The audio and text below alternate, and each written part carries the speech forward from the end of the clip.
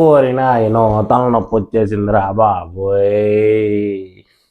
అమ్మ బాబోయ్ రాజు అదే అనగనగా ఒక రాజు ఇప్పుడే మూవీ చూసి రావడం అయితే జరిగిందనమాట.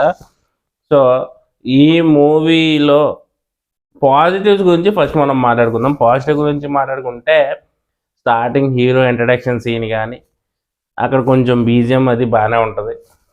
అండ్ తర్వాత కొంచెం కొంచెంగా స్టోరీలోకి వెళ్ళే విధానం అంతా బాగానే ఉంటుంది స్టార్టింగ్. అండ్ ఈ ఫైర్ అబ్దుల్లా తోటి ఫైర్ అబ్దుల్లాని తీసుకొచ్చి జాతిరత్నాలు టైప్లో ఒక సీన్ ఉంటుంది. ఆ సీన్ బాగుంది. నెక్స్ట్ మన బుల్లిరాజు ఉంటాడు, అదే మన సంక్రాంతికి వస్తున్న సినిమాలో బుల్లిరాజు. ఫస్ట్ హాఫ్లోని సెకండ్ హాఫ్లోని బుల్లిరాజు అన్న సీన్స్ అన్నీ చాలా బాగుంటాయి.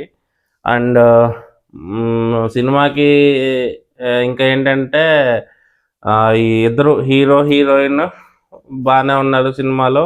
కాకపోతే హీరోతో నాకు ఒక ప్రాబ్లం ఉంది ఈ సినిమాలో. అండ్ మన నవీన్ పోల్శెట్టికి లిప్స్టిక్ కంప్లీట్గా సినిమా అంతా ఉంటుంది అనమాట. మరి దానివల్ల లేకపోతే నవీన్ పోల్శెట్టి ఉన్నప్పుడల్లా ఇంకేదో ఫిల్టర్ యాడ్ చేశారో తెలియదు, కానీ నవీన్ శెట్టి ఫేస్ చూసినప్పుడల్లా సినిమాలో ఎలా ఉందంటే ఏదో పైరసీ మూవీ మనం చూస్తున్నప్పుడు ఆ ఫేస్లు ఎలా ఉంటాయో నవీన్ పోల్శెట్టి ఫేస్ అలా ఉందన్నమాట.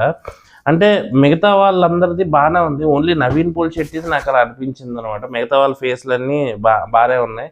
నవీన్ పోల్శెట్టి ఫేస్ మాత్రం ఏదో లైక్ ఒక ఏమంటారు దాన్ని పింక్ షేడ్ ఉన్న ఫిల్టర్ ఏదో యూజ్ చేసినట్టు ఈ లిప్స్టిక్ వల్ల మరి నాకు అలా అనిపించిందో లేకపోతే ఏంటన్నది తెలీదు, కానీ అసలు చూడలేకపోయాం అనమాట నవీన్ పోల్శెట్టిని. ఏంట్రా ఇలా ఉంది అనిపించింది అనమాట నాకైతే. ఇంకా పెద్దగా చెప్పుకోదగ్గవి అయితే ఏమీ లేవు. సో చెమ్మక్ చంద్ర త్రోట్ క్యారెక్టర్ ఉంటాడు అనమాట. అండ్ అలాగే మన ఈ సినిమా ఉంటుంది కదా, భద్రం ఉంటాడు, మన భలే భలే మగాడే భద్రం. అతను ఒకడు త్రోట్ క్యారెక్టర్ ఉంటాడు, హీరోతో పాటు వాళ్ళందరూ తిరుగుతూ ఉంటుంది అనమాట. అండ్ క్లైమాక్స్ కొంచెం లేచింది సినిమాకి అయితే. మరి అంతకు మించి అయితే సినిమా ఏం లేదు.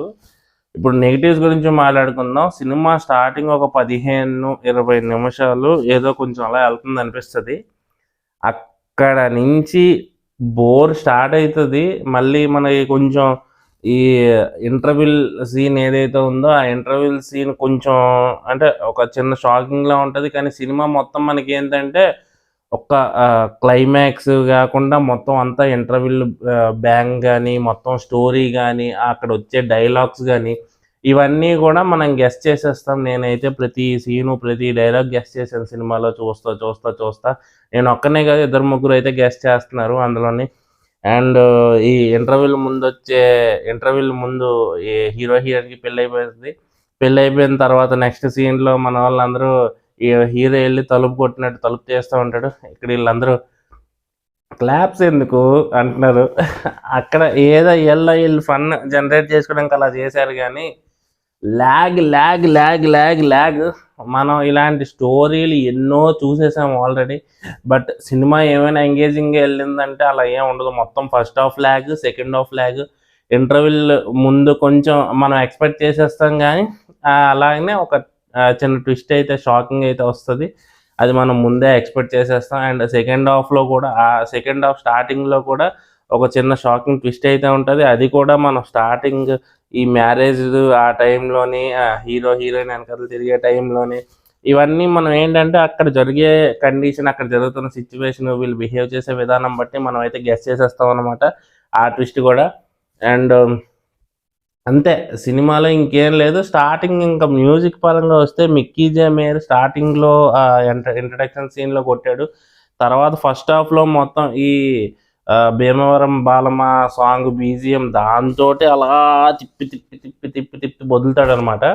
సెకండ్ హాఫ్లో కొంచెం పర్లేదు, క్లైమాక్స్ అది కొద్దిగా లేచింది, కానీ నాకు ఈ బీజిఎం ఒకటి బాగా దెబ్బేసిందేమో సినిమాకి అనిపించింది. నాకు బీజిఎం అయితే అంత లేచినట్టు నాకే అనిపించలేదు. అండ్ ఇంటర్వెల్ ముందు వరుసగా ఈ 2 సాంగ్స్ కూడా ఈ రాజు అనే ఒక సాంగును ఈ భీమవరం బాలమ్మ సాంగ్ పెద్ద టైమింగ్ ఉండదు దానికి, రెండింటికి సాంగ్స్ రెండింటికి కూడా అంటే పెద్ద వెంటనే వచ్చేస్తాయి సాంగ్స్ రెండు కూడా. అండ్ సాంగ్స్ కూడా ఇలా వచ్చి అలా వెళ్ళిపోయినట్టు ఉంటాయి అన్నమాట సాంగ్స్ కూడాను. అండ్ సెకండ్ హాఫ్లో సాంగ్స్ కూడాను.